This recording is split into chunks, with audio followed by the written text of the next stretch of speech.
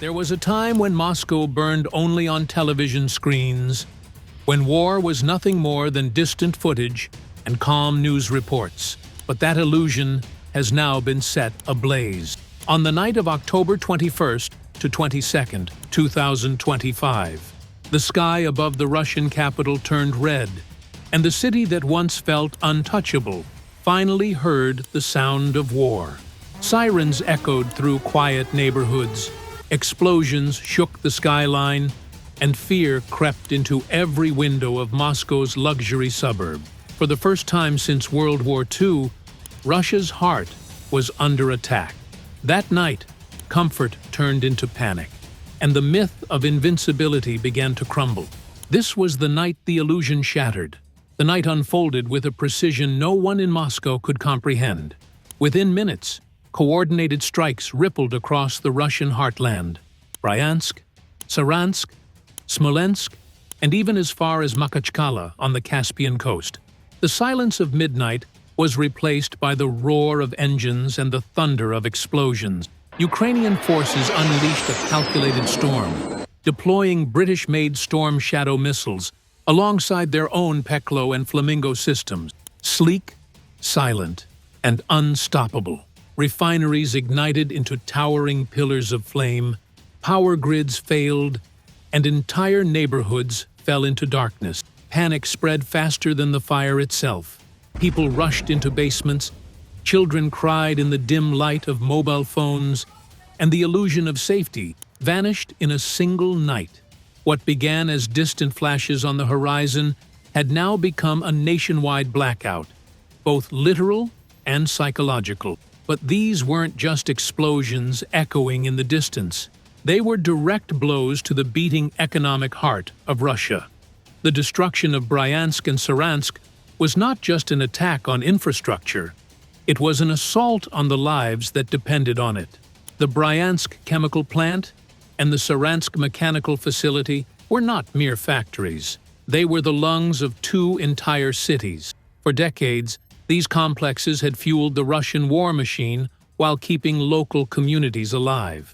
Schools, hospitals, heating systems, even small shops and corner bakeries all survived on the wages earned behind those factory walls. When the missiles struck, it wasn't just metal that twisted and burned, it was the social fabric of entire regions. Over 70,000 people lost their jobs overnight. Families who had once lived in quiet certainty now stared at empty pay slips and silent machines. The furnaces that once forged rocket fuel and weapons have become cold tombs of rust and silence. Streets once alive with morning shifts and factory sirens now echo only with the hollow hum of the wind. "Our factory is gone," one worker wrote online. "Now, who will feed us? Who will save our homes?" For years, Putin's social contract had been simple: remain silent, and the state will keep life stable. That unspoken promise, the foundation of domestic obedience, was reduced to ash. This is not an economic downturn, it's paralysis. The workers who once built Russia's weapons of war now face a battle for survival. They were the hands that powered the empire, and now they've been abandoned by it. The assault on October 21st was not a chaotic retaliation. It was an orchestrated operation designed with surgical precision. Ukraine didn't just strike targets. It dismantled an entire illusion. The offensive began with swarms of unmanned aerial vehicles flooding Russian airspace. Hundreds of drones, some carrying explosives, others acting as mere decoys, appeared on radar screens simultaneously. Russian operators, overwhelmed by false signals, fired at everything and hit almost nothing. It was not a battle. It was an algorithmic ambush. As the chaos unfolded in the sky, the real weapons arrived beneath the noise. Flying low through the confusion, precision-guided Storm Shadow, Peklo, and Neptune missiles slipped silently toward their marks. Each was programmed with pinpoint accuracy, navigating valleys, tree lines, and radar blind spots before striking deep within Russian territory. Within minutes, the Bryansk chemical plant, the Saransk mechanical facility, and energy depots across Smolensk erupted in synchronized explosion. The strikes didn't just damage military assets, they exposed how vulnerable Russia's defenses truly were.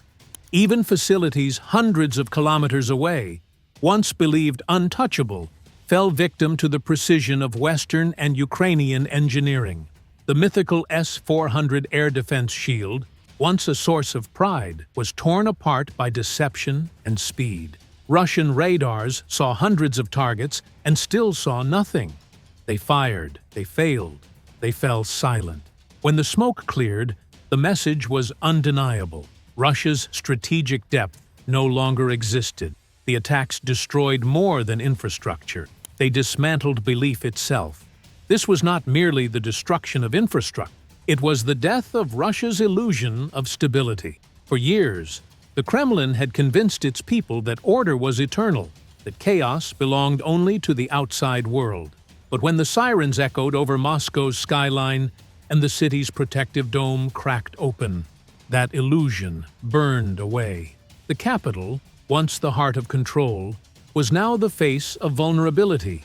Even the elite, the loyal beneficiaries of power, realized that their palaces and privilege could not shield them from fear. The myth of invincibility was gone. In Bryansk and Saransk, silence replaced the sound of machinery. The very workers who had built Russia's weapons now stood amid ashes and unemployment. Their devotion had been simple: obey the state, stay silent, and life would remain steady. But that unwritten contract was reduced to rubble along with the factories that embodied it. For the first time, loyalty turned to resentment. Hunger replaced faith. 3 pillars of Russian power fell that night. The elites lost their illusion of protection. The workers lost their livelihoods and loyalty. And propaganda, once the glue that held the nation together, lost its power to deceive. The Kremlin's armor didn't shatter from the outside. It cracked from within. For decades, Russia ruled by fear. On this night, it began to rule by denial. This wasn't the beginning of collapse, it was the collapse. In one night, the walls of illusion crumbled, and a nation built on control was left standing in the smoke of its own promises. The war had finally reached the home front, not with armies, but with truth. And truth, once seen, cannot be unseen. When truth burns brighter than propaganda, no armor can protect lies. What shattered in Moscow was not just steel and concrete, but the myth of invincibility itself. If this story gave you a new perspective, remember, this war isn't fought only on the front lines. It's also a war for truth. And in that battle, awareness is the strongest weapon.